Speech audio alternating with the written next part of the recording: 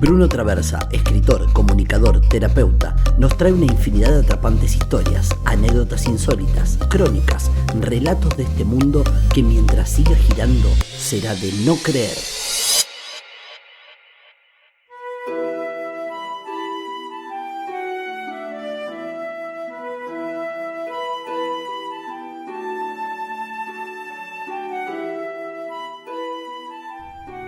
Elizabeth Bathory nació el 7 de agosto de 1560, fruto del amor de dos primos, Ana y Jorge Bathory.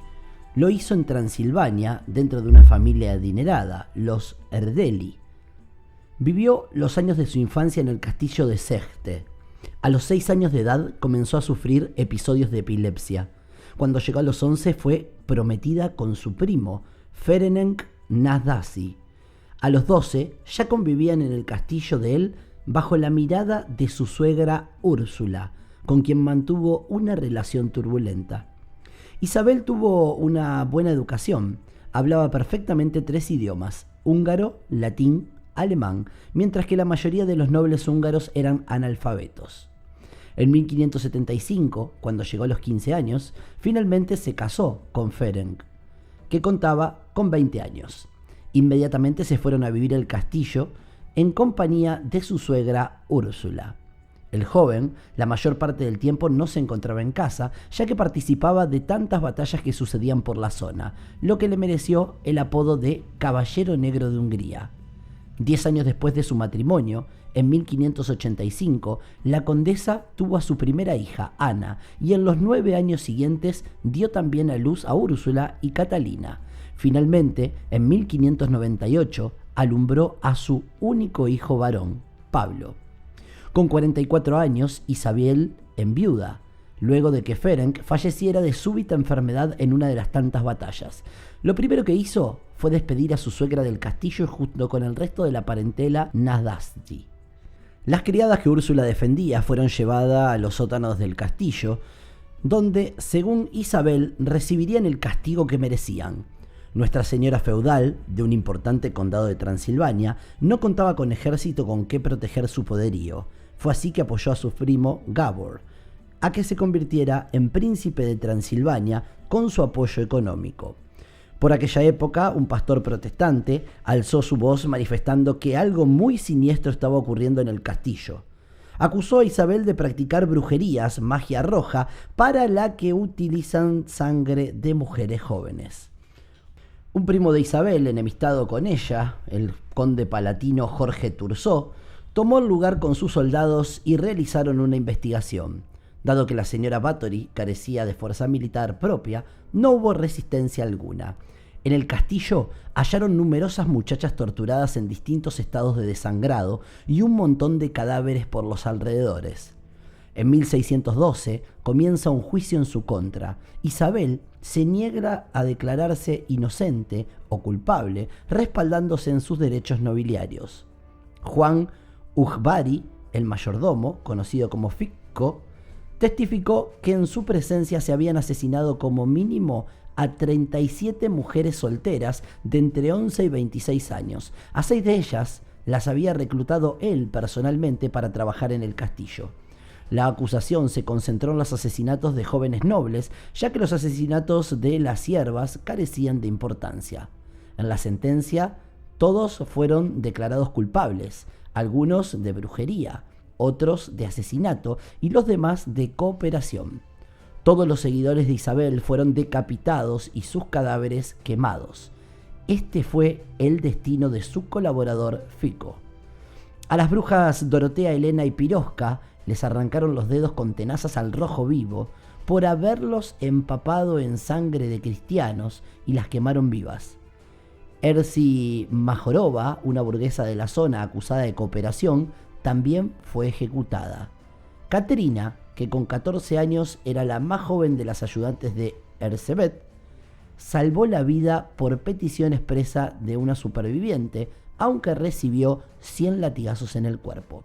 Por aquel tiempo, la ley impedía que Isabel, una noble, fuese procesada, así que la encerraron en su castillo. Tras introducirla en su mazmorra, los albañiles sellaron las puertas y ventanas, dejando tan solo un pequeño orificio para pasar la comida. Finalmente la condenaron a cadena perpetua en confinamiento solitario. Esta pena implicaba también la confiscación de todas sus propiedades. El 31 de julio de 1614, Isabel, con 54 años, dictó su testamento a 2 sacerdotes de la Catedral del Arzobispado, en el que manifestaba que lo que quedaba de las propiedades familiares fuera dividido entre sus hijos. Luego de pasar 4 años de encierro, sin ver la luz, Isabel muere en la soledad de su celda. Más adelante, sus hijos fueron acusados de traición por el apoyo de su madre a la guerra contra los alemanes.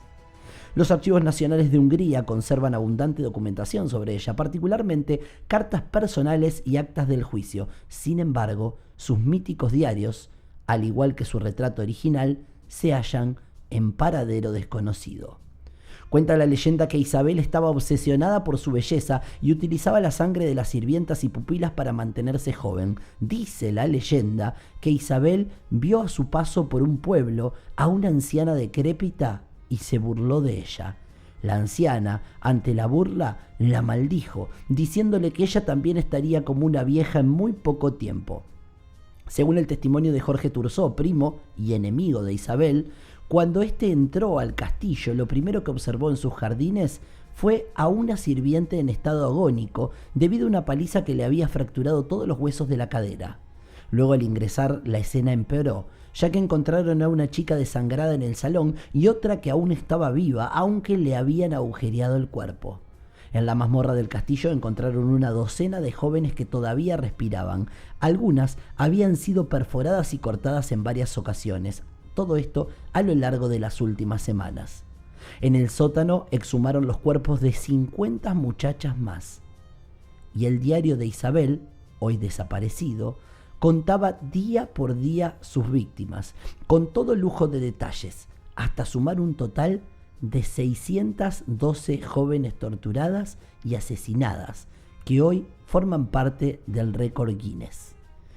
Se decía también que mientras su esposo estaba afuera librando batallas, ella mantenía relaciones sexuales con sirvientes de ambos sexos y se rumoreaba que cuando tenía sexo con chicas no era raro que las mordiese salvajemente. Todo comenzó en 1604, cuando una sirviente, mientras cepillaba el pelo de Isabel, le dio un tirón involuntario. La joven, podríamos decir que tuvo suerte por un momento, ya que solo recibió un golpe en la nariz, salpicando de sangre a Isabel.